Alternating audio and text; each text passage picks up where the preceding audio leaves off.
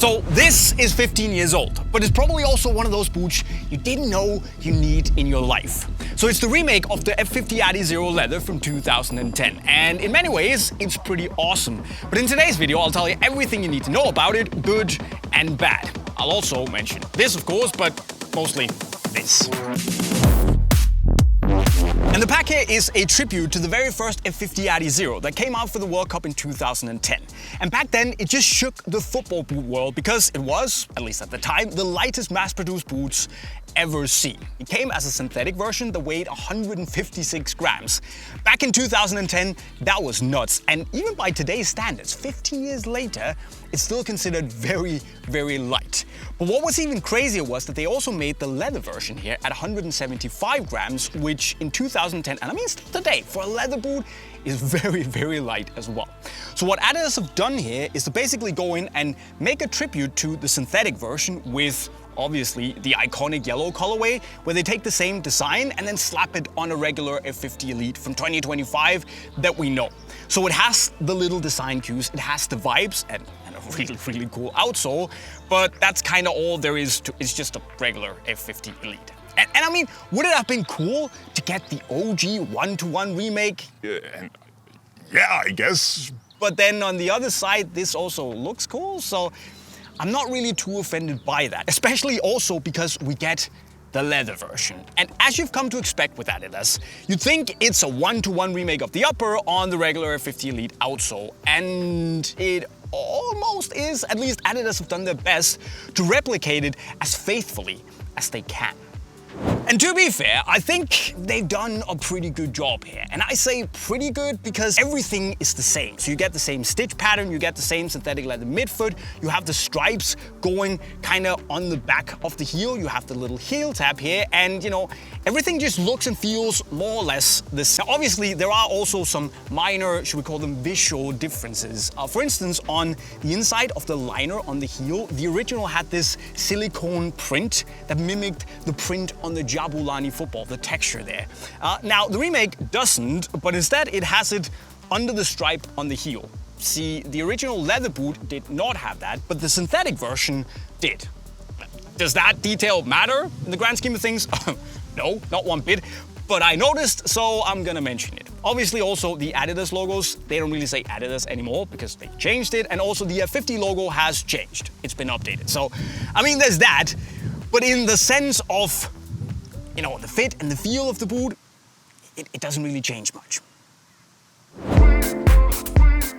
The thing is though, that in the grand scheme of things, all these little details, they don't really matter compared to the fit and the feel of the boot. And putting these on my feet, I gotta say that Adidas have made something that feels very, very faithful to the original. And I realize that to a lot of you out there that probably didn't play football 15 years ago or weren't even born 15 years ago, yes, I am that old. Well, being faithful to the original means that you get this pretty nice, very sleek, I wouldn't call it snug, but rather sculpted feel, where you get both the sensation of a speed boot, but also of a leather boot. It has a pretty low pointy toe box, which I really like.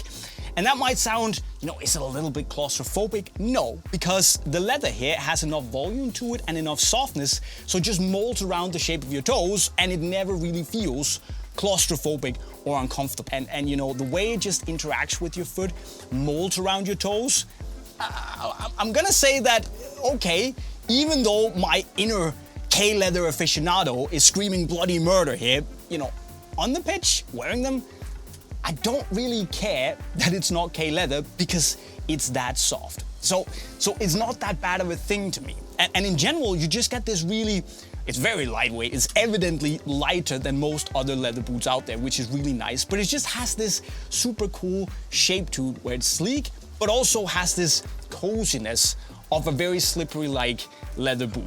One thing I also need to mention is that the remake is just a little bit wider to the shape than the OG is. That will mean that it will fit a lot more people. That's good. However, personally, I just like the shape of the original a little bit better. To me, this is a speed boot, so it needs to feel snug and streamlined and really close to my foot. And given that I have a narrow midfoot, it just felt a little bit more painted on than the new one does. It's not so bad that I really hate it, but yeah, I just thought you should know. There is more volume in the midfoot here, and given that the leather will stretch, you know, just pull it tightly if you really want that snug fit.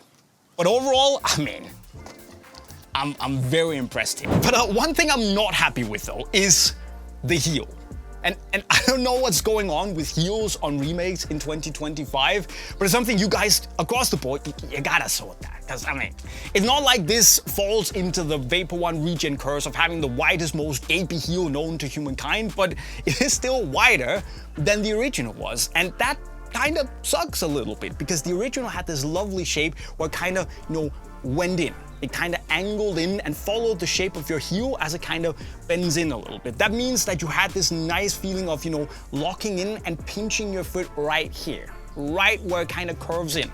So it held it nicely in place. Obviously it had the little silicone dots, and it was actually all right for such a light leather boot. The thing is that with the width of the remake here, it doesn't really pinch because it's just so wide. And for someone like me with a slimmer heel, that combined with the smoother liner here that doesn't have the little silicone grips, and the fact that you don't have a deep lace hole here, means that there's not the best heel lock-in in the world, and it just allows for a little bit of like heel movement up and down in the boots if you wear smooth socks.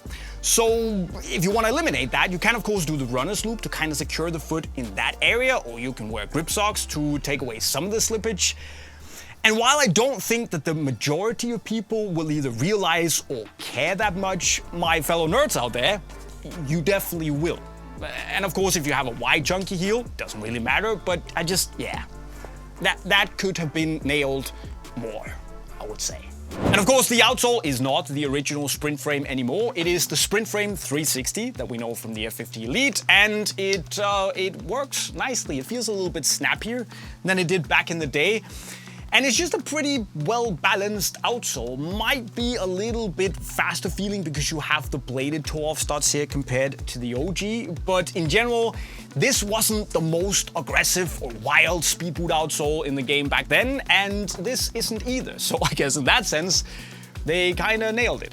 Now, what that gives you all in all is a really interesting combination here that honestly doesn't feel 15 years old, because you get a very lightweight product that is really comfortable thanks to the soft leather here. It has a rather sleek shape, except of course for in the heel, and it just feels like something that if Adidas were to drop this as a regular inline launch, I mean, I reckon that it could compete with a lot of the other stuff out there. It could do a job. Maybe, of course, if it got some modifications in the heel, got the Copa Icon 2 heel treatment, an extra punch hole or two, and maybe fix the shape of the heel, you know, minor modifications, but you know, given the fact that it's 15 years old, you don't feel that, or at least not to me.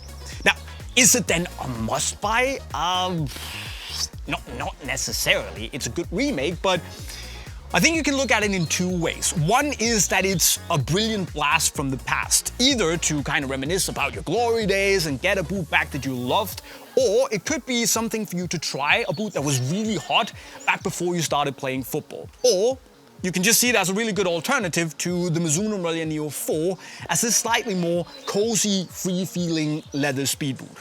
It's no nonsense, but it feels nice and it works. Damn it.